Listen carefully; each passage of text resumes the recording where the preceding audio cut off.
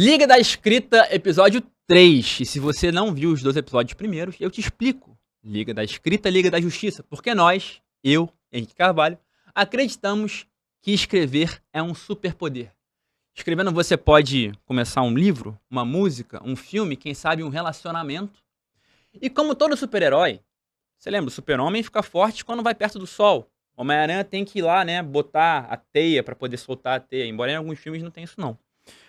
Pra escrever, tem que ler, né? Imagino que você, Henrique, um cara inteligente, nunca tenha tentado fazer uma limonada sem limões. E você acredita que tem pessoas que querem escrever sem o hábito da leitura. Então, se tudo começa com a escrita começa com a leitura. E é por isso que hoje teremos polêmica, porque o tema é quente. Top 5 livros sobre a escrita. Vamos compartilhar detalhe. Eu não sei os dele, ele não sabe os meus. Eu tô muito curioso. Vamos ver o que vai sair disso. Embora a produção tenha dado aqui alguns spoilers já. Foi muito engraçado. Agora falei, não. Parecia até, né? Quando eu falei quando eu era criança que me deram uma spoiler de 6 sentido e enfim. Cara, antes de começar a revelar o top 5, por favor, fale com nossa audiência e já nos conte diretamente. Como e em que horário você lê? Cara, hoje essa pergunta é difícil porque o hábito da leitura muda muito pra mim assim ao longo do tempo. Hoje eu confesso que eu escuto mais audiobook. Né? O que eu faço? Eu compro o livro ali no Kindle e compro no Audible, o áudio. Eu sincronizo os dois. E aí, sei lá, tô fazendo a minha crepioquinha ali de manhã, começando o dia bem, um cafezinho, e tô sempre ouvindo. Confesso que é mais raro, assim, eu parar mesmo pra ler. Ato ler, mas sim ouvir. É mais à noite, geralmente quando eu tô na cama, pego um livro. Mas pra mim, começar o dia lendo, ou, enfim, escutando audiobook, é como se já começasse com a mente em branco, recebendo uma informação de qualidade. Porque um livro, pra mim, a pessoa às vezes passa 10, 15, 20 anos pra formular tudo que ela colocou naquele livro. Então não é um postzinho assim no Instagram, não é um post no blog, não desmerecendo essas mídias, mas a pessoa levou um tempo gigantesco. E aí por isso começar o dia, pra mim, primeira hora ali da manhã, é fundamental. Ler e receber esse conhecimento. E tu? Eu vou revelar em 1 minuto, mas me fala o seguinte, assim, eu, por ter essa mente aqui bem ativa, que você viu aqui no nossa carona pra cá, acho que eu falei um recorde de palavras. Quase bateu o carro. Algumas vezes. Mas não isso. Eu tento não ler de noite coisas que vão atiçar minha mente. Então, por exemplo, se eu ler de noite negócios, eu vou querer varar a madrugada porque Sim. eu vou ficar muito ativo. Quando você lê ou escuta de noite, você faz essa distinção ou você pode ler de noite, sei lá, um livro do Tim Ferriss que você vai dormir numa boa? Boa pergunta. Geralmente é negócios, assim, algo mais de elaborar, planejar, é mais de manhã. À noite, geralmente mais desenvolvimento pessoal. Então, hoje eu tendo a dividir muito o tempo, assim, desenvolvimento pessoal e desenvolvimento profissional. Então, profissional na manhã, pessoal mais à noite, que é durmo mais tranquilo também. Concordo. Excelente. Então, como é que eu faço? De manhã tem um ritual lá que eu já falei aqui algumas vezes, acordo, tomo água, medito, e aí a primeira coisa que eu faço é, de fato, ler. Leio no Kindle. Geralmente de manhã é um livro um pouco mais técnico que vai influenciar a minha escrita que vem logo depois, né? Então, como eu falei aqui, cara, o super-homem tem que ter o sol pra poder ficar fortão, o Homem-Aranha tem que botar lá a teia pra poder soltar as teias. Eu gosto muito de ler logo antes de escrever, palavras pra dentro, palavras pra fora. Então eu leio de manhã no Kindle, geralmente um livro com assunto relacionado ao que eu tô escrevendo no momento. Ah, se eu tô escrevendo um livro de ficção, vou ler ficção. Negócios, idem. Mas, então de manhã varia um pouco o que eu tô lendo de acordo com o que eu quero escrever. De noite, eu só leio ficção, pelo que eu te falei. Se eu for ler algo muito estimulante, eu vou querer ficar a madrugada inteira trabalhando Mas será naquilo. que ficção também não estimula tanto quando você tem um personagem assim que você quer saber o que vai acontecer com Mas, ele? sim, e às vezes eu escolho uma ficção e vou ler assim, nossa, tô com um soninho tão gostoso, e de repente, puta, já vi que hoje eu não vou conseguir, porque, sei lá, se você vai... Às vezes eu fico assim, tô vendo que vai vir um gancho agora forte, melhor eu parar de ler agora, senão eu vou passar a noite em claro. Então, assim, eu também tento ser uma ficção talvez um pouco mais leve.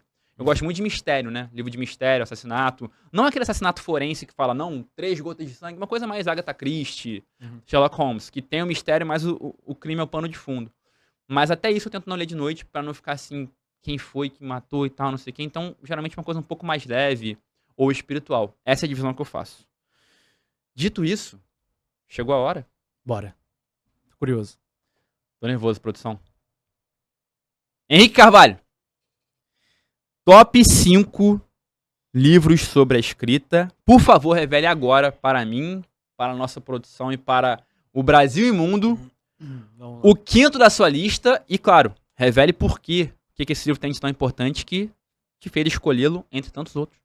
Primeiro foi difícil escolher 5. Porque você olha uma lista assim, cara, eu queria colocar uns 10, uns 20. Chegar a 5 foi bem difícil. Mas o primeiro deles é The Writer Process, da Anne Genser. Cara, eu não conheço esse. É o processo de escrita dessa mulher que é fantástica. Ela tem todo um estudo assim, meio de PhD em neurologia. E ele é um livro que foi fundamental pra mim entender uma diferença muito clara que antes eu não sabia. Escrita é uma coisa, revisão é outra. Então, pra mim, isso foi uma base tão forte, tão fundamental pra eu escrever de uma maneira diferente. Aí, ó. Caraca. Legal. Getting Your Brain in Gear, isso aí. E, cara, ela falava assim no livro muito sobre o processo do scribe, meio que do escritor, e da muse, que seria a musa. Em que ela define o scribe como sendo um processo mais lógico.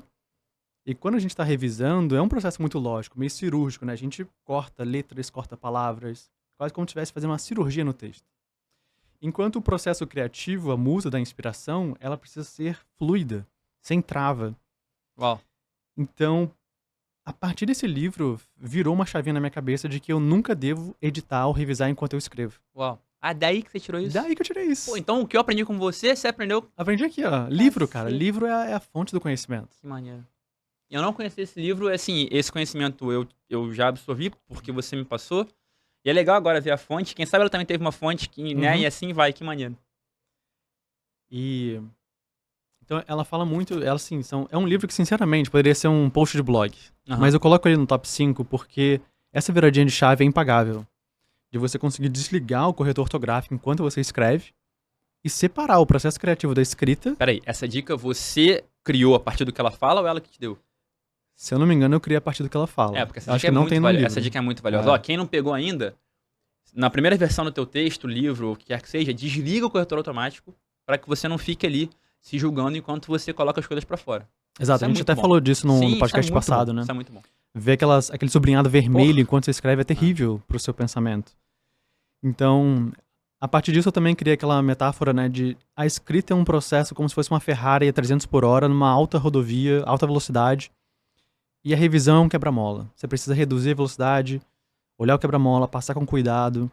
Então não faz sentido misturar as duas atividades. Por isso que às vezes eu escrevo 7 textos e depois eu reviso 7 textos. E não fico escrevendo, revisando, escrevendo, revisando, escrevendo, revisando. Eu gosto muito de trabalhar em blocos e esse livro foi fundamental para entender essa diferença entre a criatividade e a lógica. The Scribe, the Muse. Cara, assim, isso é muito maneiro, porque como eu falei, é um conteúdo que você me passou. E ver agora a fonte é fantástico. E como a gente falou aqui, ela deve ter uma fonte também, que deve ter uma fonte. E é isso, para isso que serve o conhecimento, para ser repassado. Dito isso... E você, irmão? Top 5 aí. Número 5. Spoiler já foi dado aqui. O Caminho do Artista, de Julia Cameron. Vou explicar o motivo. Último episódio, eu cheguei a revelar aqui, o último ou o primeiro, não me lembro... Mas eu te revelei que durante um tempo, eu tinha pra mim que eu tinha que publicar tudo que eu escrevi. Eu acho que o oposto é até pior. Ah, não publico nada que eu escrevo. É pior. Mas também acho que esse extremo não é saudável. Então, assim, claro, você tem que publicar as coisas, não vai guardar pra você, mas tem coisas que você não precisa publicar, porque talvez não seja do interesse da tua audiência, ou porque seja muito visceral. Então, eu tava nesse conflito, às vezes eu escrevia 10 textos num dia, e eu ficava assim, putz, ferrou, porque como é que eu vou dar vazão pra isso? E aí vem essa mulher maravilhosa, Julia Cameron, com esse livro lindo, e me ensina o conceito das morning pages, as páginas matinais. Basicamente, o que a Julia te sugere fazer é todo dia de manhã você pegar um caderno de fato, físico, uma caneta, pra você poder realmente, né, ter essa experiência física e sangrar nas páginas. E ela até sugere algumas perguntas geradoras, como por exemplo, como estou me sentindo hoje? Né? O que gostaria de resolver hoje? O que mais me incomoda hoje? E aí você vai e ela fala, cara, não tem nada pra escrever? Começa assim, ó. Eu não sei o que escrever, eu não sei o que escrever, eu não sei o que... De repente, vai sair. Então, graças a isso, eu consegui separar minha escrita entre terapêutica e profissional. E a que eu faço de manhã, geralmente, é a mais terapêutica, a partir dessa dica. E a profissional, geralmente, eu deixo pra logo depois dessa, já com a alma um pouco mais serena. Quanto tempo você divide pra terapêutica e profissional? Cara, Ou não tem isso? Não, a terapêutica tem, assim, é mais ou menos o tempo que eu demoro pra escrever 2 páginas de um caderno. Vai variar ali entre 15 e 20 minutos, dependendo do quão ansioso eu tiver. Quando eu tô muito ansioso, é tipo... Ah! Às vezes eu consigo ser um pouco mais... E é físico, né? Você escreve não, é fisicamente. visceral, é sangrar na Aham, página mesmo. tá. E a profissional depende das demandas. Ah, tem que fazer uma página de vendas, tem que fazer um texto pro Instagram, tenho que escrever um prefácio, depende das demandas. Então, geralmente são 15 minutos de escrita terapêutica e a profissional varia de acordo com as demandas, mas não costuma passar de 1 hora, não. Mas tem uma outra coisa que eu queria sugerir e que eu queria falar pra Julia Cameron que eu tô em falta com ela, que é o encontro do artista. Ela chama de The Artist's Date. Ela fala que todo dia, toda semana, você tem que ter um horário bloqueado na sua agenda pra você fazer um programa pra estimular a sua criatividade. Olha que incrível. E, cara, as páginas matinais, eu não perco o dia. Domingo, feriado, Natal, Carnaval, tô lá. Mas o encontro com o artista, eu confesso que eu tenho negligenciado um pouquinho. O que eu fazia? Quando eu li o livro, eu tava muito, assim, firme nessa dica. Livraria, loja de discos, cinema sozinho, que, porra, amo. Eventualmente, galeria de arte. Ou até, às vezes, cara, sei lá, vou pra um bairro que eu não conheço muito bem, ficava andando pela rua, mas, assim, coisas que você faz pra estimular a sua criatividade. Então, resumindo, meu número 5 é, aqui na tela, O Caminho do Artista, de Julia Cameron, sobretudo porque me ajudou a encontrar o lugar terapêutico pra minha escrita, o que me ajuda demais a manter minha sanidade mental nesse mundo tão intenso. E a capa do livro é bem melhor, né, do que o outro que eu mostrei. Era só um cafezinho. Então, eu até acho que o cafezinho conversa com esse ambiente que a gente tá tentando simular aqui hoje, com luzes quentes de biblioteca, mas essa aí acho que conversa um pouco mais com o artista. Dito isso, número 4, Henrique Carvalho, me conte. Número 4, do inglês, 100 Ways to Improve Your Writing, 100 maneiras de melhorar sua escrita. Cara, esse livro, ele trouxe alguns insights, assim, surreais. Um deles, que eu uso até hoje, que é o conceito da última palavra. Ele faz um estudo no livro dizendo que qual palavra tem mais importância numa oração? É a primeira? É a do meio? É a última? Ele prova que a última fica mais fixada na nossa mente justamente por ser a última, Sim. logo a mais fácil de lembrar. Então, num exemplo bem simples aqui, se você quer cobrar alguém que tá devendo um dinheiro, você pode chegar e fazer o seguinte: olha, no dia 30 de junho me faça um Pix de 3 mil reais. A pessoa vai lembrar do valor, 3 mil reais. Mas eu posso inverter, né? Olha, por exemplo, me faça um Pix de 3 mil reais no dia 30 de junho. Uhum. Ela vai lembrar da data. Naquela data ela vai lembrar, opa, tem alguma coisa. E se eu ainda mudar, pode ser o Pix no final, pra lembrar que havia Pix. Então, cara, a última palavra é extremamente importante pra você sempre fechar orações com a palavra forte. Sim. E às vezes a gente pode até desconstruir a maneira que a gente escreve, digamos, mais dentro de uma caixinha, mas pra fechar com aquela palavra de força e fixar aquela ideia na cabeça da audiência. Eu tenho certeza que nosso produtor aqui lembrou do Yoda agora. Com essa. Yoda muda, né? É. Agora, cara, incrível isso. Conheço o livro, mas não li. Vou ler. Eu vou trazer um exemplo do meu cotidiano e quero saber como é que você lidar com isso. A gente é tão treinado nesse universo, você mais do que eu, de copywriting e gatilhos mentais, que às vezes eu tô conversando com a minha namorada e ela fala assim, para com esses gatilhos mentais aí, com essa retórica. Eu falei, cara, amor, não é de propósito. Você consegue ligar e desligar ou... Eu não consigo desligar, tá no DNA. Não tem como. Quando você vê, você não consegue desver.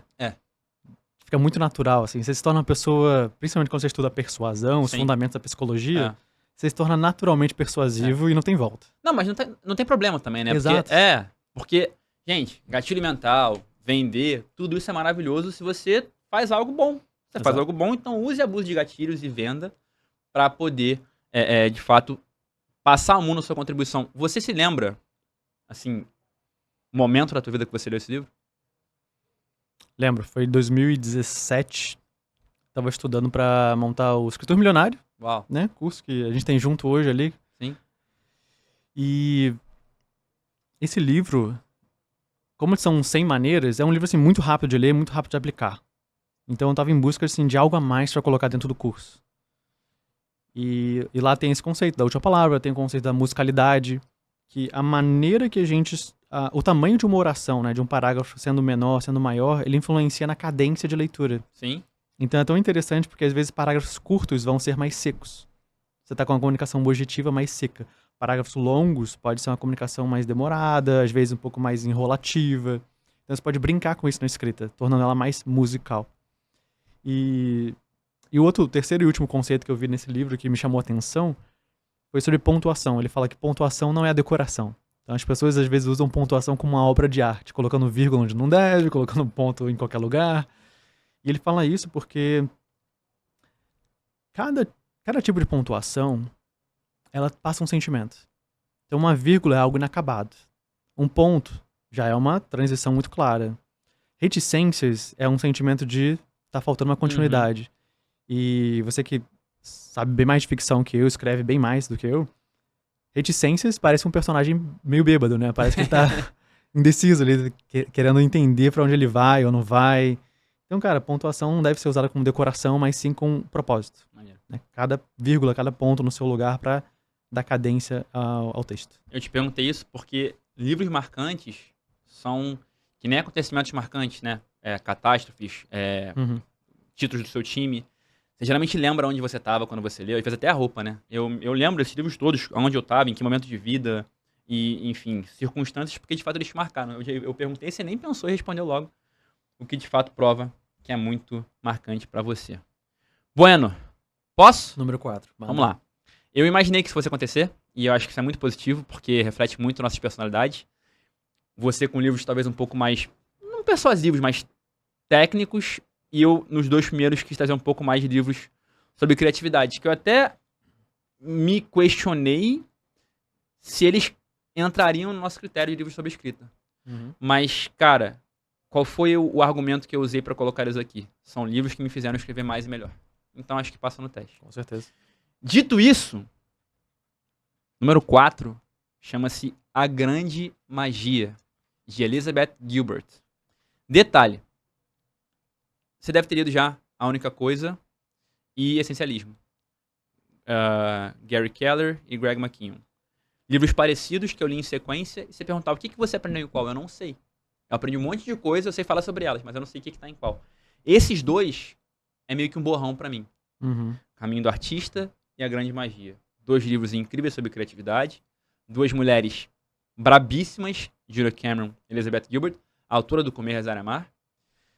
Mas eu consegui trazer um elemento que eu tenho certeza que é do Caminho do Artista, que é a questão das páginas matinais. Olha Essa aí. capa, né?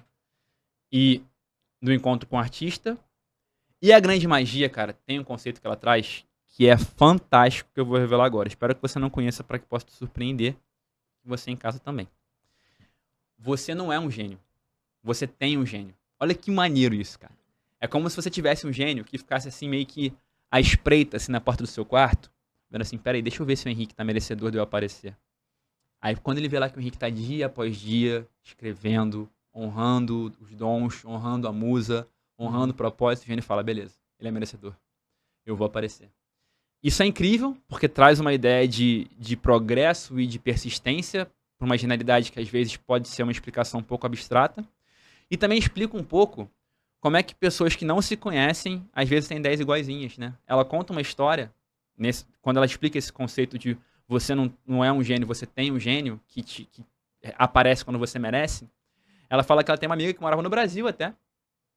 E ela foi contar uma história pra amiga. Ela falou, amiga, você não tá entendendo. Mandou um e-mail pra ela, as duas tinham história iguaizinhas. E aí ela explicou. O que aconteceu? Ela teve uma ideia, mas ela não honrou um gênio. A gênio falou, você não é digna. E foi procurar outra pessoa semelhante, uma amiga dela, né? Então, resumindo todo esse conceito, você não é um gênio. Você tem um gênio que fica na sua porta esperando pra ver se você merece que ele apareça. E se você não merecer, ele vai procurar outra pessoa pra honrar com uma ideia. E é isso que acontece quando você fala, caramba, eu tinha essa ideia, e como é que... Foi isso. Você teve a ideia, não honrou, a ideia foi procurar outra pessoa como uma entidade carente que precisa de carinho. 4º livro, A Grande Magia, Elizabeth Gilbert. E esse conceito de honrar Seria praticar, seria escrever, é tipo ser o verbo e não substantivo. Eu não sou escritor, eu escrevo. Exato. Todos os dias. Exato. Que aí o gênio vai aparecer. Honrar é a consistência. É Uhum. todos os dias ali você fazer o que tem que fazer, entender que vão ter dias piores e melhores, mas que escrever é um ofício como todos os outros, como um médico, um escritor pode salvar uma vida. Então ele tem que todos os dias fazer isso para que o gênio ali fique feliz, se sinta agraciado e apareça com constância. A Grande Magia foi o livro que me ajudou muito a entender isso. Dito isso, Henrique Carvalho, cara, 3 já é medalha de bronze, né? O negócio tá começando a ficar aqui suado. Terceiro livro na sua lista. Conta pra gente. Tipo, eu só com um livro técnico aqui e você com um livro. Não, mas agora vai dar uma. O meu não, o meu continua. Não, mas o meu acho que vai parecer mais com os seus agora. O meu terceiro é Great Leads.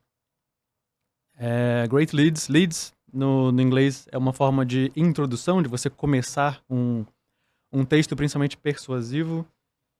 E é sobre isso, sobre as 6 maneiras mais fáceis de começar qualquer carta de vendas, qualquer comunicação mais persuasiva. E quando a gente vai escrever para persuadir, é diferente de escrever para encantar, para educar. Então é uma maneira totalmente diferente e totalmente fascinante. Fascinante, porque você conseguiu o sim de uma pessoa, envolve muitos fatores psicológicos ali. E não tem nada mais desafiador do que você iniciar essa conversa. Né? Como você abre a conversa. E nesse livro tem 2 conceitos maravilhosos.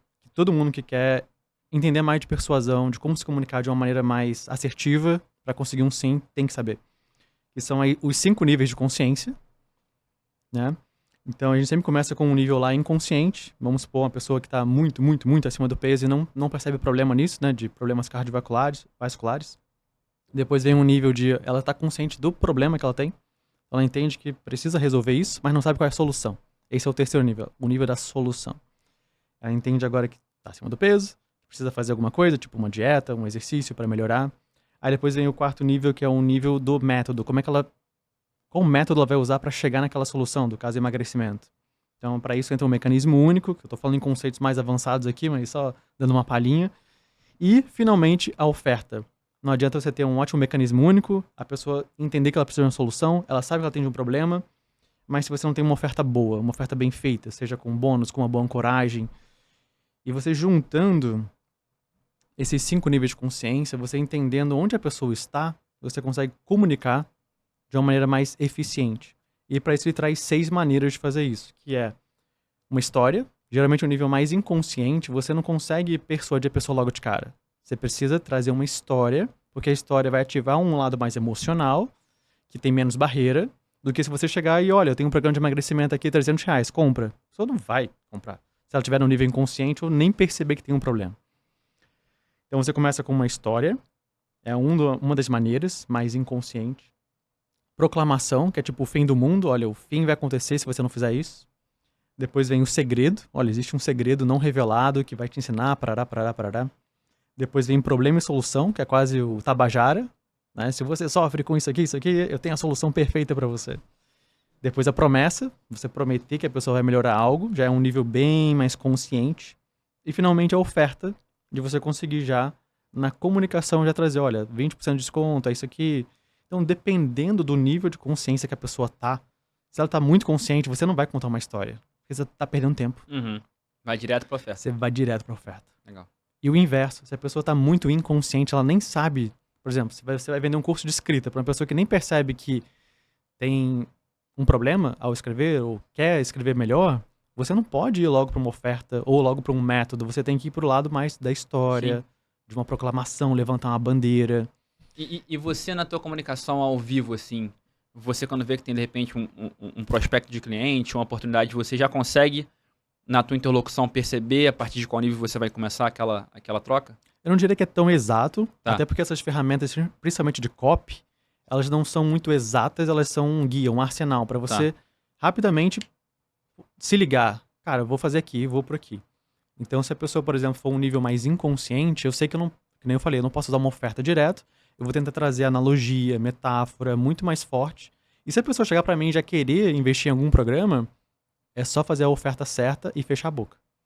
Entendi. Fala menos, converte mais. Agora, do outro lado, você tem que falar mais para conseguir aumentar a conversão. As páginas de venda geralmente começam com histórias porque você está tentando ganhar escala. E em escala, geralmente, o público tem um nível de consciência um pouco mais baixo. É isso? Exatamente isso. Quanto mais baixo é o nível de consciência, mais você precisa trabalhar um conceito que vai falar com todo mundo. E aí uma história, geralmente, interessante que quando eu comprei bem. o Gestor Milionário, eu li 2 linhas e comprei. Então eu tava já preparado pra caramba, não Super. precisa... É, legal pra caramba. E é legal poder entender como é que isso funciona com a gente. E é muito bacana, porque... Eu não sei se acontece com você isso, comigo sim. Eu sou um cara treinado em gatilhos mentais. Eu caio neles o tempo todo e eu fico feliz quando eu caio. Acho maneiro. Eu percebo e falo, legal, maneiro, tá funcionando comigo. Eu acho interessante o termo caio, quando eu caio. Talvez... Tipo, tropecei aqui, caí. Não, quando... Sei lá qual seria o termo, mas assim, eu gosto. Eu acho bacana, porque eu vejo, cara, esse profissional tá trabalhando certo e o que ele tá usando de comunicação tá funcionando em mim. Eu fico feliz, Sim. porque é uma pessoa que tá ali na trincheira como eu tô. E eu fico feliz quando eu vejo que ela tá usando uma estratégia que tá funcionando comigo, sabe? Eu não sei se você também passa por isso. Sim, eu sinto profissionalismo. É isso. Eu noto quando a pessoa, por exemplo, vai me vender alguma coisa via WhatsApp e ela enrola muito, ela usa várias palavras assim que são muito negativas e não resolve as objeções que eu trago. Exato. Eu logo desligo. É. Tipo, vou procurar outra pessoa. Não, Então é isso, é profissionalismo mesmo. Interessante. E olha que interessante também que você falou, você me trouxe aqui os 6 níveis de consciência e você me trouxe ali como é que você geralmente constrói uma venda. Eu conhecia uma coisa e outra, mas nunca tinha relacionado as duas. Uhum. E é a partir dos 6 níveis que você constrói essa estrutura, não é isso? São 5 níveis. 5, e desculpa. aí 6 maneiras de você sim. entender qual é o nível da pessoa e como é que eu vou começar essa persuasão. Se é com uma história, com uma proclamação, com uma oferta direta. Muito legal, muito legal. E a galera da Empíricos é a galera que fez aquele curso de finanças, não é? Que tinha uma cópia incrível, não é? Eles usam proclamação, né? O fim do Brasil. Foi uma das cópias assim, mais vistas no Brasil inteiro. E assim, qualquer vídeo do YouTube que você abria, tava lá, como é que é o nome do rapaz lá? Tem um barbudinho que é o que mais fala, eu acho. É o Miranda. Eu lembro que... Miranda, mas era muito boa a comunicação deles, cara. Era assim, né? Super persuasivo. muito. Inclusive a imagem, se eu não me engano, é o livro traduzido em português que eles vendem. O pessoal da Empíricos. Ah, entendi. Legal pra caramba. Cara, esse de fato eu nunca tinha nem ouvido falar. Interessante. E também vejo muito das coisas que você fala no curso que vem dele. Maneiríssimo. Então, medalha de bronze pro Great Leads. Bronze. Merecido. Caraca. Chegamos no pódio já. Eu falei que meu terceiro livro já ia ir um pouco mais pro teu caminho, de livro um pouco mais técnico, mas não. É só a partir do segundo. O meu terceiro, você já escutou o spoiler, que não é a arte da guerra, é a guerra da arte. Com direito a trocadilho do Steven Pressfield. Acho que você gosta muito do autor também. Uhum. Eu já li algumas coisas dele. E, cara, a maneira com a qual ele trata a escrita, assim, é incrível, né? Ele fala da escrita como se fosse realmente, algo sagrado, algo superior, algo lindo. Eu poderia enumerar aqui uma série de conceitos sobre o Guerra da Arte. Cuidado para não confundir com a Arte da Guerra, que também é muito bom, mas eu prefiro a Guerra da Arte. Mas o principal para mim foi entender, com esse livro, com o Steven Pressfield, que não escrever é um ato de egoísmo. Uau. Falo assim, como não escrever é um ato de egoísmo? Cara? Ué, lógico. Você, Henrique, eu, Rafa, Johnny, quem quer que esteja aqui vendo a gente agora em casa, você foi brindado com um dom, com uma habilidade única. E você não recebeu isso como um presente sem um propósito maior. Você recebeu isso para você compartilhar. No nosso caso, a gente acredita que é a escrita. Então, a gente ter dentro da gente esse potencial e não compartilhar é egoísmo. Tem até uma frase que eu não sei nem se vem nesse livro. A gente não sabe se a gente criou a coisa, se a gente combinou, mas é uma frase que eu falo muito. Que é: perfeccionismo é egoísmo disfarçado de excelência. Egoísmo sim, porque priva as pessoas da sua grande contribuição. Uhum. Eu vou um pouco além. Perfeccionismo, as pessoas falam, não, eu sou perfeccionista. Na verdade, elas são imperfeccionistas. Porque elas estão buscando imperfeições. Olha que interessante. Se a pessoa é perfeccionista, ela vai buscar o que é perfeito. Essa frase aqui é boa, isso aqui é boa. Mas as pessoas que falam que são perfeccionistas são imperfeccionistas. Elas estão buscando imperfeições. Então, foi realmente uma guerra, como o nome do livro fala, que eu travei contra o perfeccionismo para poder vencê-lo. E hoje eu falo que eu sou metódico, mas não sou perfeccionista, o que é difícil você separar, e eu consegui, graças a esse livro, a teus ensinamentos e muitos outros mestres. Mas esses 2 conceitos me ajudaram muito e vieram desse livro. Primeiro, Perfeccionismo é egoísmo disfarçado de excelência. Egoísmo sim, porque priva o mundo da sua grande contribuição. E quem se diz perfeccionista, na verdade é um imperfeccionista, porque está buscando imperfeições. Bum! É isso. E Agora, esses conceitos... vamos tirar um tempo pra apreciar o título desse livro. A Guerra da Arte. É bizarro, Não, né, cara? sensacional. É. E, assim, mesmo que não tivesse o Arte da Guerra, já seria incrível. Exato. Mas tendo, É ainda mais. é ainda mais... E eu fico bravo, pra não falar outra palavra, quando eu indico esse livro, e a pessoa fala assim, não, mas tá errado o nome. Eu falo, não, cara.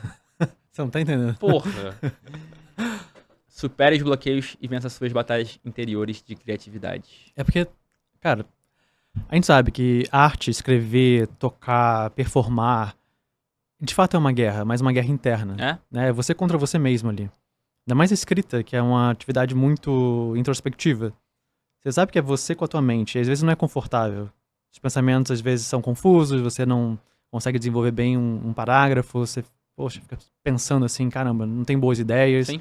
E é de fato uma guerra que a gente vive dentro, e por isso que é fundamental ter livros assim de criatividade, liberar esse egoísmo, o nosso grande ego inflado, pra gente conseguir escrever e performar quando tem que performar.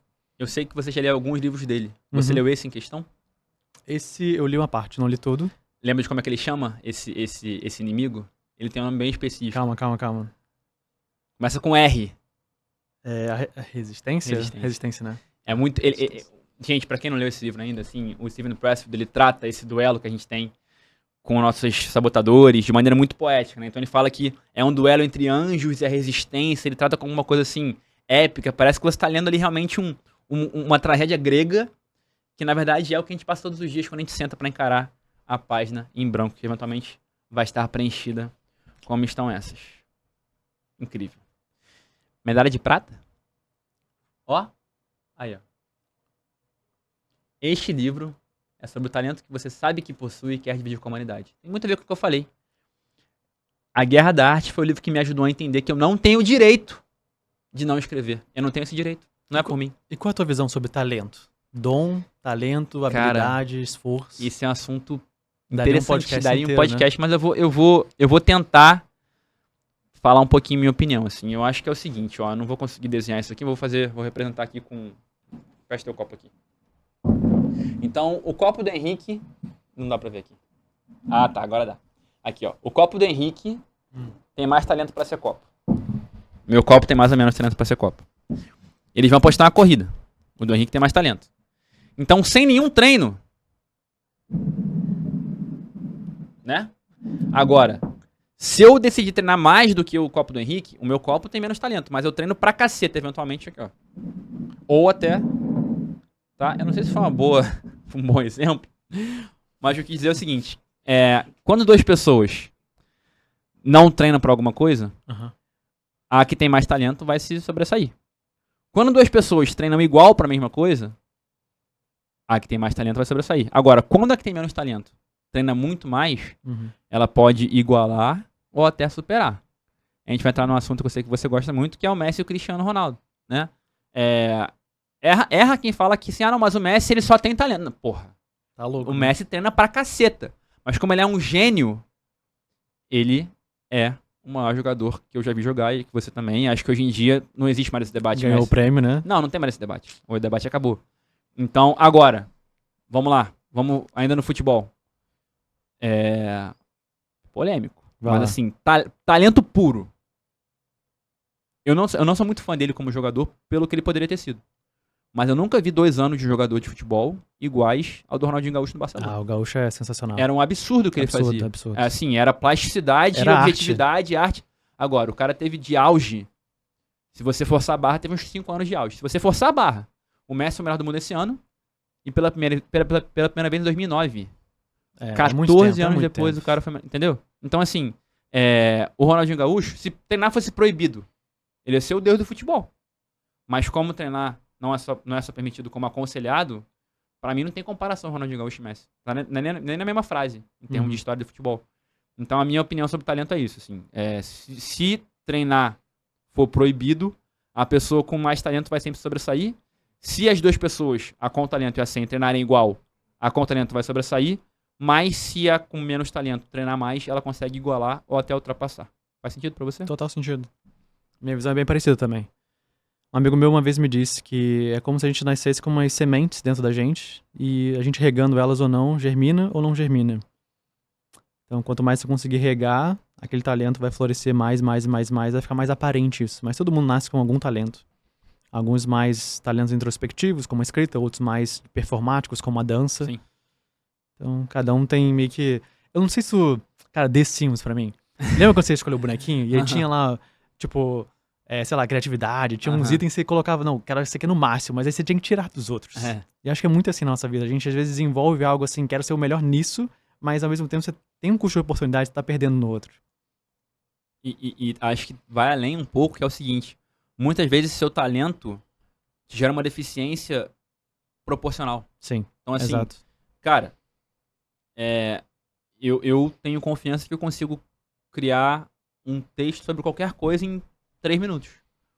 Porque a minha cabeça é muito fértil, mas ao mesmo tempo tem vezes que eu tô indo dormir morrendo de sono e eu me lembro de uma coisa que aconteceu há 5 dias atrás e aquilo tira meu sono. E eu fico a noite inteira martelando aquilo. Então, assim, é minha cruz e minha espada. Uhum. E eu não abriria mão do meu talento para abrir mão dessa eventual dificuldade. Claro, eu gostaria de ter um e não ter outro, mas se é pra ter os dois ou nenhum, eu abraço ambos. Vou usar aqui uma última referência de futebol para já fazer o link para tua medalha de prata. Porque se treinar fosse proibido e se só talento fosse o argumento para alguém vencer, o Brasil seria campeão de todas as Copas da história. Verdade. Mas às vezes fica em, sei lá em que lugar, às vezes fica com a medalha de prata, e a sua medalha de prata no top 5 livros é... Sobre a escrita, on writing, do homem, O Homem. A lenda, que vai ser colocada aqui já já. Olha ele aí. Stephen King. Cara, esse livro, pra mim é obrigatório. Assim. É um livro que todo mundo que vai escrever tem que ler. Por quê? A escrita dele é diferenciada. Porque ele escreve ficção, mas ele fala de uma maneira muito técnica da escrita. Isso que eu amo. Como alguém que ama a parte técnica, né, de entender ali, poder explicar, poder comunicar isso para outras pessoas. Eu tive muitos insights assim desse livro. E um deles foi muito sobre voz ativa e voz passiva. É normal, às vezes, a gente querer colocar muito a inversão. Em vez de, sei lá, João chutou Carlos. Carlos foi chutado por João. Toda vez que a gente coloca a voz passiva, a frase, a oração se torna maior. Tudo que é maior, mais difícil de ler, né, o entendimento cai. Ele fala muito sobre palavras densas também, de você usar um verbo que já significa muito. Então, bater a porta é diferente de, ele usou muita força para fechar a porta. Uhum. Fala muito sobre advérbios, preposições, que eu percebi... Todo mundo tem um vício na hora de escrever. Meus vícios, pelo menos o principal vício que eu tenho é o quê? É o queísmo. Usar muito que. E se ele não tivesse falado com tanta ênfase sobre, olha, vamos diminuir preposição e falar que o caminho pro inferno, né? O caminho pro inferno é pavimentado por vários advérbios, eu não estaria tanta atenção a cortar ou pelo menos a reduzir isso. Fora escrever de porta fechada, escrever de porta aberta, né? Quando você escreve de porta fechada. É você com você mesmo. Você não precisa mostrar seu texto para o mundo. Você abre a porta quando você decide o quê? Depois da revisão, beleza, tá aqui mundo, meu texto. Uhum. E que quando você tá de porta fechada, você pode ser quem você quiser. Você pode escrever o lixo que você quiser. E algumas pessoas têm esse bloqueio, né, de escrever porque, meu Deus, tô escrevendo tudo errado, o mundo vai ver. Mas o mundo não tá vendo. É que nem você gravar um vídeo que não é ao vivo. Ele pode ser editado. Então tá tudo bem você errar 1, 2, 3 vezes. E principalmente, para fechar aqui, revisão. Poucos livros de escrita eu vejo que falam sobre a revisão, o processo mesmo de cortar. E ele era muito enfático dizendo, se tu na revisão não corta 10% do seu texto, né? Isso é fantástico. tem alguma coisa errada, velho. Porque a revisão não foi feita para você aumentar o texto. Não foi feita para você dizer com as mesmas palavras ou a mesma quantidade de palavras o que você queria dizer, mas sim reduzir a quantidade de palavras dizendo muito mais. Então isso também ficou impregnado na minha memória da importância da revisão ao cortar palavras, cortar orações e reduzir mesmo o texto, mas sem perder o sentido dele. Isso me marcou muito também, essa parte da revisão. Eu li esse livro apenas uma vez, mas me lembro muito bem. Aliás, nunca tinha reparado que tinha um cachorro debaixo da mesa, reparei agora. Se eu não me engano, ele também fala muito sobre... É um cachorro, né? É? Se eu não me engano, ele fala muito também sobre repetição de palavra, né? Que ele fala, acho que num trecho que ele assim, eu sonho um dia escrever um livro inteiro sem repetir nenhuma palavra. Claro que é impossível, mas acho que ele fala muito sobre isso também. Agora, se eu não me engano, Henrique, esse livro é dividido em duas partes, né? A primeira é mais biográfica, a segunda é mais técnica. Sim. Se você fosse reler esse livro, você leria a primeira parte de novo ou iria direto pra segunda? Eu lembro quando eu comprei esse livro, eu comprei ele no inglês, né? E eu li os comentários ali na Amazon. E, cara, tinha muito comentário de 1 estrela. Tipo assim, crítica. E a crítica era, olha, passou metade do livro falando da biografia dele. Tipo, não tô nem aí. A maioria das pessoas dizendo isso. Eu confesso que eu curti mais a parte técnica. Eu também. Então, se ele pudesse, sei lá, lançar 2 livros, um biografia e outro, só a técnica da escrita, acho que seria melhor. Você leu Em Busca de Sentido, do Viktor Frankl? Não, mas já me recomendaram tanto esse livro. Esse livro, assim, inclusive acho que é na ferramenta de Titãs do Tim Ferriss, ele fala que é o livro mais recomendado que ele já teve, assim, da vida. É igualzinho, primeira parte biográfica, a segunda parte ele fala sobre, né, em como encontrar o sentido da sua vida. E, assim, esse livro, cara, Tony Robbins, Tim Ferriss, Simon Sinek, todo mundo coloca no top 3. Eu fui ler a primeira parte biográfica, claro, assim, poxa, você fica muito sensibilizado com o que o cara passou no Holocausto e tudo mais, mas pra mim não tava justificando aquele hype. A segunda parte, o meu dedo ficou infinito no highlight. Então, assim, ambos os livros são muito bons, esse Em Busca do Sentido, mas ambos, a segunda parte, que é mais técnica, eu acho infinitamente melhor do que a primeira. E é interessante falar isso porque pode ser que houveram pessoas que tanto esse quanto o outro desistiram no meio do caminho e não chegaram ao ouro. E esse é um assunto para um outro podcast também, mas eu sou a favor de você abandonar livro. Também. Cara, tá ruim? Pô, a vida é muito curta para você ler livro ruim.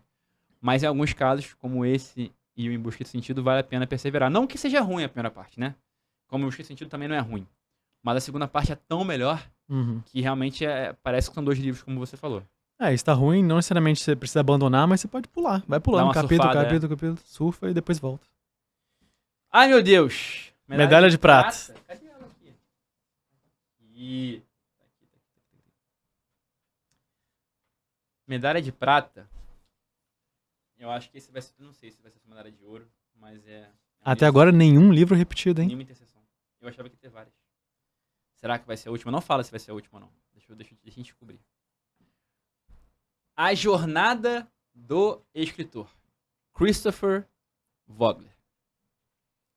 Não sei você, mas eu escrevi meu primeiro livro e minhas primeiras tentativas de escrita num formato muito mais negócios, autoajuda, desenvolvimento pessoal.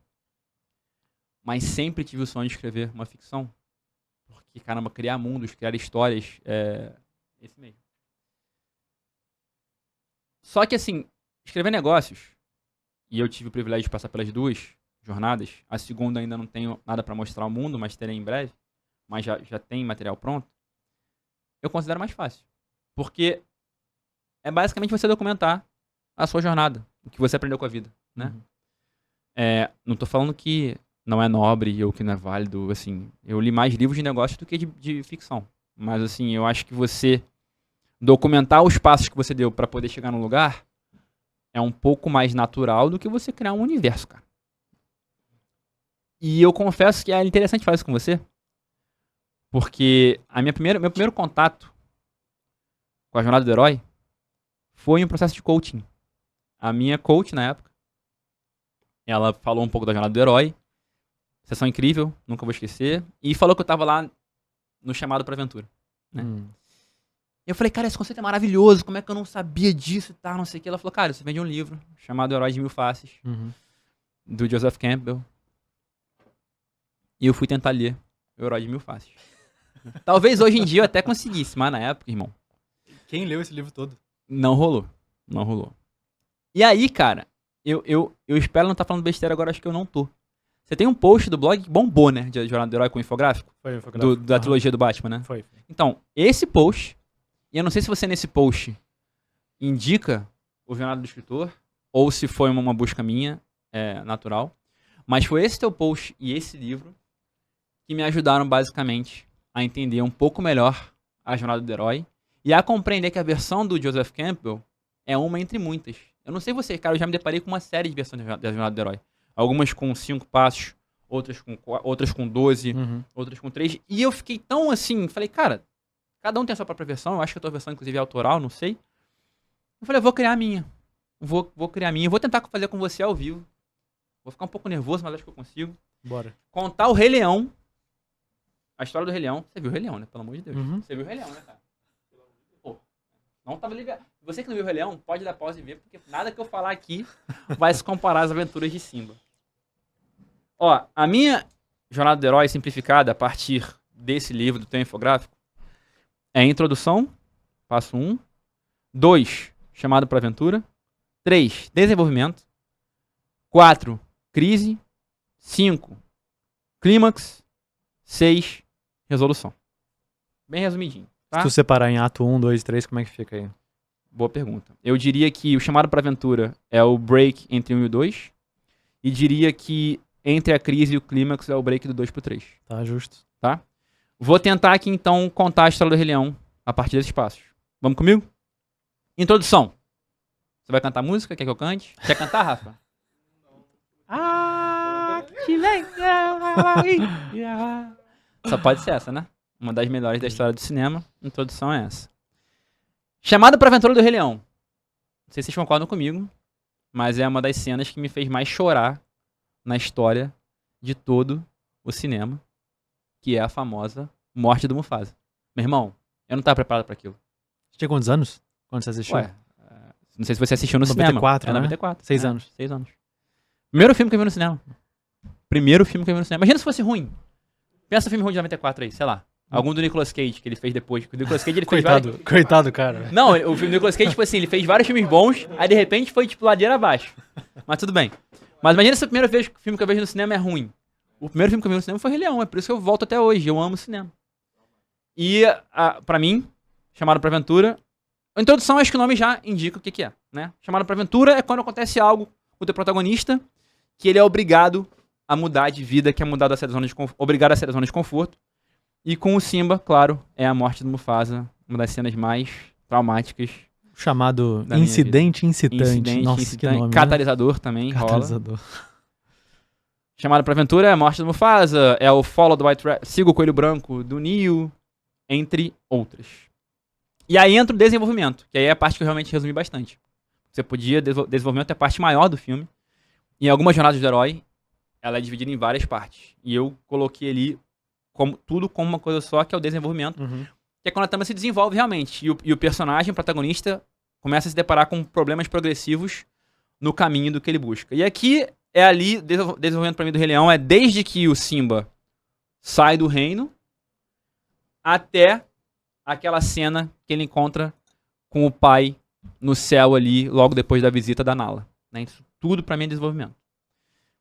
A crise pra mim é em algum lugar ali no meio, quando a Nala vai visitar o Simba, e ela percebe que ele não vai voltar, né? Porque tem aquela cena linda. Quer cantar a música?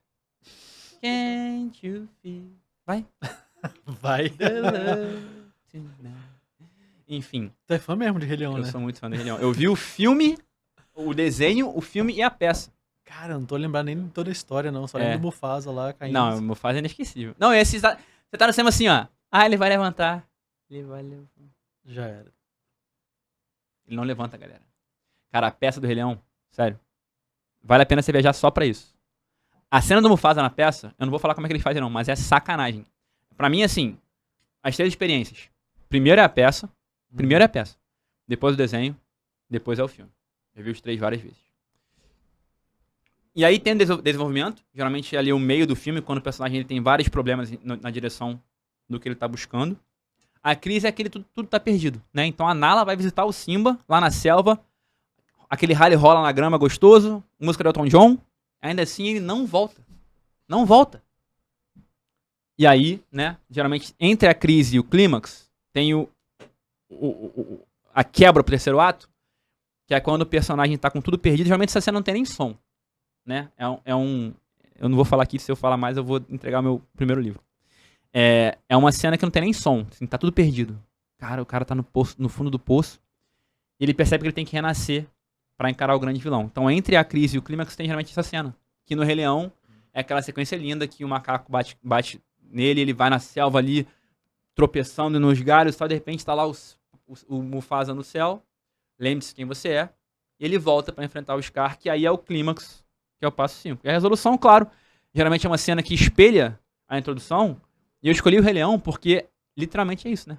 A resolução aqui é idêntica à introdução, só que com o Simba agora o Avatar transformado. Ele é o Rei Leão e o filho. Então, resumindo minha jornada, introdução, música do Rei Leão, cena de abertura, África, Simba, Mufasa. Chamada pra aventura, morte do Mufasa, desenvolvimento, Hakuna Matata, todo aquele rolê. Crise, quando a Nala vai lá e ele não volta. Clímax, briga com o Scar, resolução, repetição da primeira cena, agora com ele transformado e purificado. Foi graças ao teu infográfico, é muito especial estar falando isso pra você aqui agora, e é esse livraço, A Jornada do Escritor, que eu encontrei uma versão mais mundana da Jornada do Herói e consegui escrever meu primeiro livro de ficção, que em breve vocês saberão qual é, a partir dessa estrutura. Essa é a medalha de prata. Muito bom. Expliquei bem aqui? Bem mais resumido do que os 12 passos da Jornada do Herói. Bem mais simples. E vou te falar que, assim, a gente falou sobre isso no episódio passado, rola muito a questão do GPS e do território, né? Geralmente, antes de escrever uma ficção, eu mapeio esses pontos, coloco alguns tópicos, e claro que durante a minha escrita as coisas mudam. Mas eu não conseguiria mudar se não tivesse isso. Porque senão vira bagunça. Total. E não mudança. Medalha de ouro, cara. Chegou a hora? Chegou. E olha, medalha de ouro já foi citado o autor, só que é um outro livro dele. Stephen Pressfield's Nobody Wants to Read Your Shit. Ninguém quer saber da merda, ninguém quer ler as merda que você escreve. É isso aí. Cara, eu não conheço autor que escreve de uma forma tão precisa quanto Stephen Pressfield. Ele é bizarro. Eu fico encantado, assim, com a escolha das palavras que ele usa. E ele consegue escrever sobre vários temas. Vários temas. É tipo, falando de filme, falando de série, falando de livro, falando de a parte advertorial, né, a parte de copywriting. E eu acho que é um conceito muito fantástico.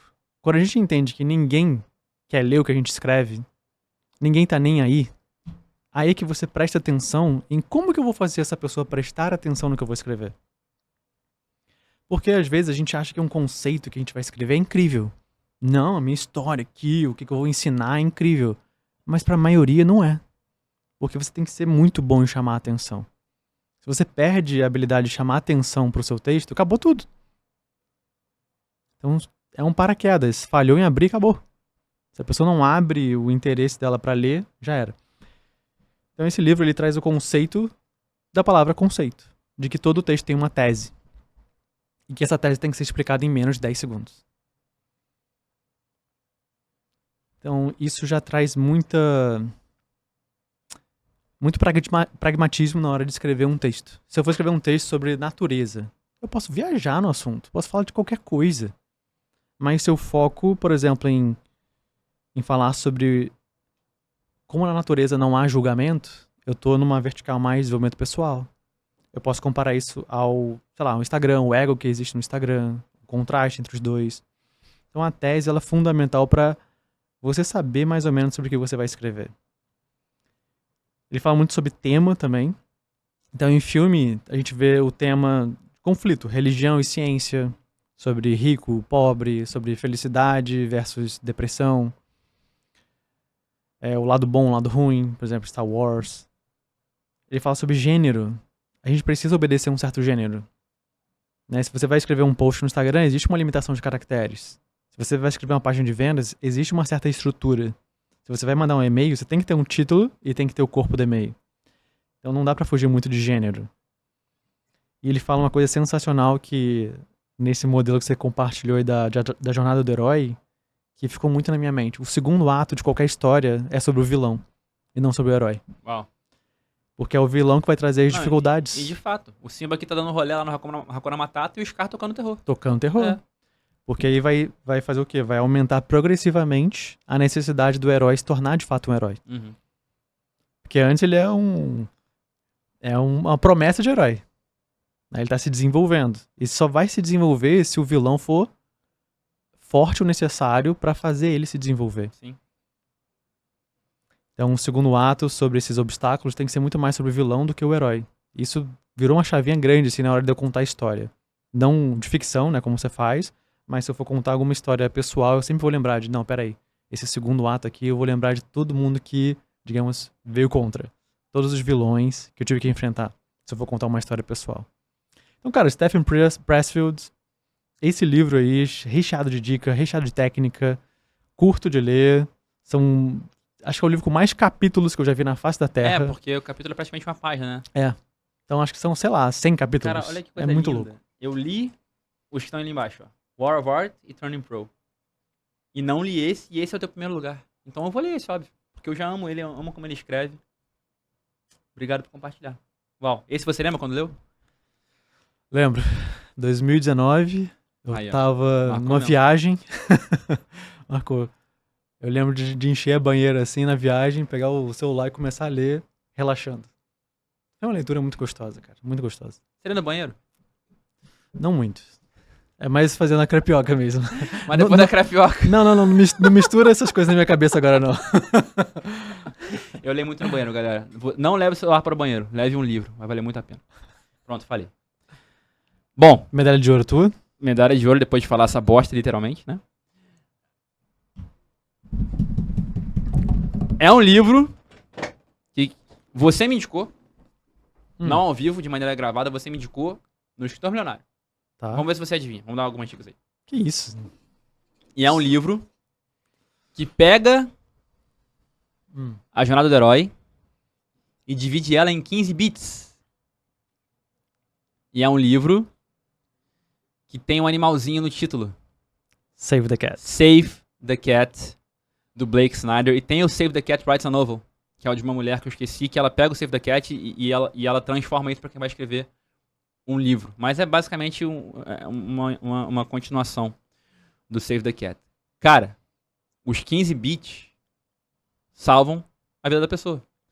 Gente, só pra aqui tentar falar uma linguagem um pouco mais coloquial, a jornada do herói, a gente acabou de compartilhar aqui, você vai ter ali entre 6 e 12 etapas que ajudam muito, mas são não abstratas, mas são amplas. São amplas. Esse livro, Save the Cat, produção, depois quando puder colocar aí, por favor, na tela, traz 15 cenas, 15 bits específicos, né, e de maneira bem assim concreta. Esse mesmo. Aí. Juro por Deus, qualquer pessoa que lê esse livro consegue escrever uma ficção. Ele dá as páginas até, né? Na página não, tal isso vai acontecer. O percentual. Assim, eu não vou fazer aqui com vocês agora, porque é muito longo, são 15 cenas.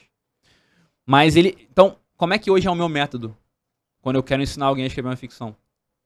Eu ajudo a pessoa, primeiro, a escrever tópicos do ato 1, 2 e 3, bem abstrato. Depois peço para ela escrever tópicos das etapas 1 a 6 da jornada, ou seja, eu vou botando mais específico. E depois dela escrever as 15 cenas do Save the Cat. Então, ela começa ali com ideias bem amplas. Meu herói mora no Rio de Janeiro, o cachorro dele foge, e no final ele encontra o cachorro com a família. 3 atos, muito simples. A segunda etapa eu peço pro meu mentorado, aluno, amigo, deixar-se mais específico nos 6 atos da jornada do herói. Bum! Um nível mais específico.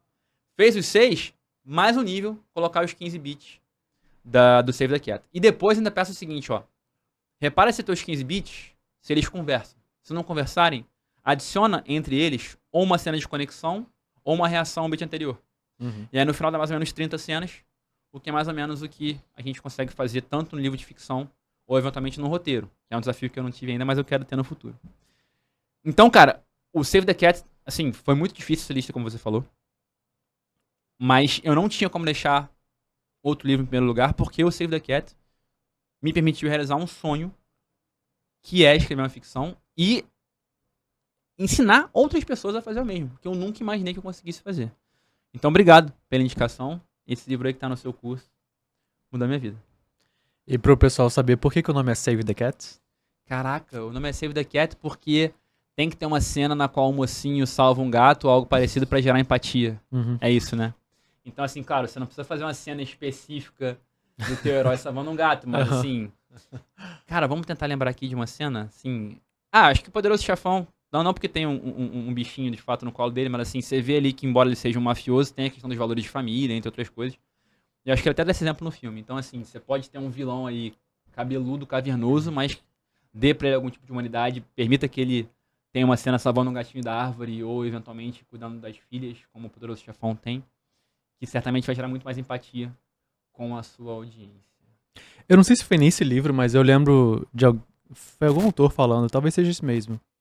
E no primeiro ato é o gato subindo na árvore todo feliz, brincando. No segundo ato, ele não consegue descer e a árvore começa a pegar chamas, tipo, pegar fogo, fica em chamas. E no terceiro ato é quando você sobe lá e salva heroicamente esse gato. É meio que pra explicar os 3 atos. E tem uma coisa. E fala uma coisa também da árvore, eu acho que é nesse livro também. É interessante isso, cara, porque eu dei esse exemplo aqui um pouco mais cedo. E assim, quando eu gosto muito de fazer imersão em temas, né? Às vezes eu pego assim, ó, vou pegar. Eu fiz recentemente isso com tática de futebol. Peguei um mês e li os 2 livros do Guardiola, li o do Klopp. É sério isso? É sério. E li o do Mourinho. Tu vai ser técnico no futuro? Cara, eu não descarto. Não descarta? Não descarto. Mas um caminho que eu tô seguindo agora. Essa pergunta é muito boa. São 2 paixões muito presentes pra mim: escrita e futebol. O que eu vou fazer? Já fiz. Eu escrevi uma ficção sobre futebol. Entendeu? Que massa. Porque assim, ser técnico é um rolê, né? Uhum. Escrever a ficção de futebol eu fiz do meu quarto, entendeu? Então, assim, claro, eu não descarto esse caminho, de repente, daqui a 10 anos. Mas, por enquanto, o que eu posso fazer sobre isso? Posso escrever um livro sobre futebol. E eu, de fato, escrevi. Você saberá disso em breve. Mas, voltando. Aí eu fiz essa imersão de 2 Guardiola, um Klopp e um Mourinho. E tem conceitos táticos que eu peguei que eu não sei de quem. Mas hoje em dia eu tenho, sabe? Então, eu vejo que, por ter feito o seu curso, Escritor Milionário, e hoje em dia fazer parte Que dele, hoje que é nosso curso, né? nosso curso, que é uma honra, é uma jornada do herói, né? Não deixa de ser. É impressionante como o que tá lá nasceu do que você mostrou aqui e você conseguiu combinar de maneira única. Porque eu acho que o grande comunicador, você é um grande comunicador, não é quem reinventa a roda. É quem consegue pegar temas, embora manjados, obscuros, e simplificar na cabeça da audiência do leitor. Quando eu vou ler O Herói de Mil Faces, de Joseph Campbell, eu falo, cara, que porra é essa? E quando eu vejo o Henrique falando do mesmo assunto, eu falo assim, é isso? Entendi.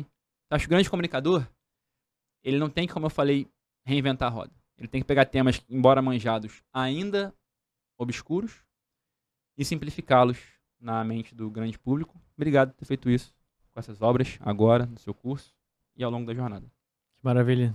Massa, tamo junto. Meu amigo, lista árdua. Tô muito feliz porque eu achei que a lista ia ser igual. Eu também achei que ia ter alguma... Porra, teve parecida. 0, né? Zero, nada. 0. E assim, dos livros que você mostrou, eu só li um. Dos que eu mostrei, você leu, se eu não me engano, que é 1,5? Você falou que leu... Não. É, 1,5. Save the Cats e metade do Stephen Pressfield. Isso. Caraca. Uhum. Incrível. O seu foi muito mais ficção, mais criatividade, o meu bem técnicozão, assim, né? Não, eu imaginava que ia ter um pouco dessa divisão, mas achei que ia ter algumas interseções. Meu amigo, chegando no final aqui desse episódio fantástico, e galera, a gente não sabia as escolhas um do outro, né? O que tornou essa experiência muito real. Eu tava realmente curioso, imagino que o Henrique também, e eu de fato aqui anotei as coisas que ele falou, que eu quero ler muito desses livros, e espero que ele também queira e que vocês em casa possam também usufruir da lista. Recado final, considerações, pedidos. Trouxe um piano pra tocar. Claro, deixa eu tirar do bolso aqui. Cara, a minha consideração é a seguinte. É mais do que eu falei lá no início. Quase como o filme, né? Geralmente o final é um retorno pro início. De que livro é uma coisa tão fantástica. Né? As pessoas passam décadas da vida dela preparando aquele conhecimento e sintetizam em 100, 200 páginas. Então a gente tem um mundo de conhecimento à nossa mão. Um livro de R$40, R$50 que seja. E ainda assim, com esse excesso de informação que existe hoje na internet, né? Você, nossa, abre ali, abre aqui, rede social, tem tudo. Mas o livro, pelo menos a maioria deles, é específico, é condensado, é pensado, ele foi revisado, ele passou por toda uma etapa de revisão, de pensamento. Então, gente, ler é uma habilidade, assim, que, por mais que a grande maioria fala, está em desuso, as pessoas estão lendo menos, eu ainda acho um grande diferencial. Bill Gates tira 2 semanas pra ler. Tipo, 2 semanas Think assim. Quick. Think Week. Ele tira 2 semanas só pra ler. Não que ele não leia nas outras, mas ele tira 2 semanas só pra ficar lendo. Um cara bilionário, talvez, sei lá, trilionário. Por que ele faz isso? Porque a leitura é a fonte de conhecimento mais poderosa que existe na humanidade. Já foi e vai continuar sendo. Então, reforço o hábito da leitura como sendo muito, muito, muito saudável e importante pro nosso crescimento. Belo recado. Obrigado por compartilhar. Meu recado final a gente começa com uma história, eu vou terminar com uma história também. Você tem uma livraria favorita lá em Brasília ou aqui no Rio? Confesso que não. Boa. Não. Aqui no Rio, pra mim é muito especial a Travessa, lá no Shopping Leblon. Não sei se você conhece. Tenho amigos lá, enfim, vou lá direto. Meus encontros com artistas geralmente são na Travessa. E eu fiz anteontem uma experiência pra poder contar aqui. Eu queria terminar com isso. Em frente à Travessa, tem uma loja, aquela oficina da reserva, que é a loja da reserva mais de alfaiataria. Fantástica a loja, tá? Não tem nada contra a loja, pelo amor de Deus. Roupas incríveis. Uma camisa lá básica. Tipo, essa camisa aqui, só que sem nada. Tá quase R$400.